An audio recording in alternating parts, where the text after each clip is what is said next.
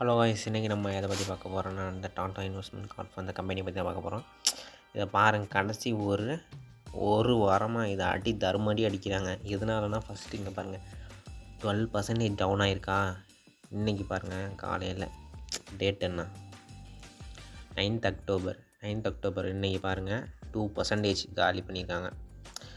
ஒரு வாரத்துலேருந்து இது விழுந்துக்கிட்டே இருக்குது. இது என்ன காரணத்தில் விடுனா, டாடா கேபிட்டல் ஐபிஓ போட்டிருக்காங்க. அதுக்கு ஒரு வாரத்துக்கு முன்னாடி கதை ஃபஸ்ட்டு நான் உங்களுக்கு சொல்லிடுறேன். ஒரு வாரத்துக்கு முன்னாடி கதை பாருங்கள், ஒரு 1 வீக் முன்னாடி குபுன்னு ஏறிச்சு 20%. எதுனாலனா டாடா கேபிட்டல் ஐபிஓ வர்றதுக்கு முன்னாடி அது ஏறிச்சு. ஏன்னா இவங்க கொஞ்சம் ஹோல்ட் பண்ணுறாங்க அந்த கம்பெனியில், அதனால இது கொஞ்சம் ஏறிட்டு இருந்துச்சு. அதுக்கப்புறம் அந்த ஐபிஓ பார்த்தீங்கன்னா க்ளோஸ் ஆயிடுச்சு.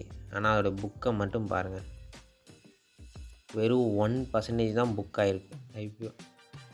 அதனால இந்த கம்பெனிக்கே புக் வேல்யூ வரலன்னு அதை போட்டு தர்ம அடியும் அடிச்சிட்ருக்கானுங்க கடைசி ஒரு வாரமாக. இதுதான் கதை.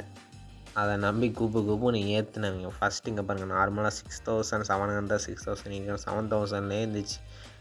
அங்கேருந்து ஏற்றுனது தான் 11,000. டாப் வந்து 11,600 வரையும் போயிருக்கு. அங்கேருந்து ஒரு 20% அப்பு ஆகிடுது. இப்போ ஒரு கடைசி ஒரு வாரமாக போட்டு தர்மடி அடிச்சிட்ருக்கானுங்க. அதை இந்த ஆக்கோட வேல்யூயும் அவ்வளோக்கு ஒன்றும் சரியில்லை. பிபைஇ அதிகம், ஏர்னிங் ரேஷியோ எல்லாமே அதிகம். கொஞ்சம் கரெக்ட் ஒரு 6,000 நார்மல் ரேஞ்சில் இருந்துச்சு. ஏன்னா இது ஒரு ஹோல்டிங் கம்பெனி, எந்த நேரத்துலலாம் ஏறலாம் இறங்கலாம். இது தெரியாமல் போட்டு இதை ஏற்றிட்டுருக்காங்க. அப்புறம் இந்த கம்பெனியோட ஃபுல் டீட்டெயில்ஸையும் பார்க்கலாம்.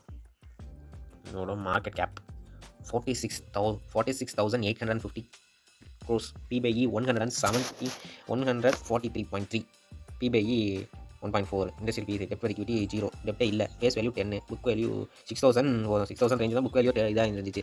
6,000 தான் நார்மலாக கன்சிடர் பண்ணிக்கலாம் போயிடுச்சு. ஈல்டு அவ்வளோக்கு ஒன்றும் இல்லை. ஏர்னிங் ரேஷியோ 64 கொடுத்துருக்காங்க. ROE 1%. ரெவன்யூ லாஸ்ட் இயர் அவ்வளோக்கு ஒன்றும் இல்லை. ப்ராஃபிட்டும் அதே மாதிரி தான். நெட்வொர்க் தான் ஆனால் இன்க்ரீஸ் ஆகிட்டு year on year. Promoters most of all 2%, mutual fund okay, retail investors 3% hold பண்ணுறாங்க. அப்புறம் இதை எடுத்து நம்ம வந்து ஸ்டாக் ஒரு 6,000 அது 6,500 இருந்துச்சுன்னா கண்ணை மூடிட்டு நீங்கள் கன்சிடர் பண்ணலாம். அதுக்கு அதிகமாக ப்ரைஸ் கொடுத்து பண்ணாதீங்க. அப்படியே கன்சிடர் பண்ணுற மாதிரி இருந்தால் ஒரு 7,000 அந்த ரேஞ்சில் பண்ணுங்கள். அதுதான் கரெக்டான வேல்யூ. அதுக்கு மேலே பண்ணாதீங்க, வேஸ்ட்டு தான். அப்புறம் நீங்கள் வாங்கியும்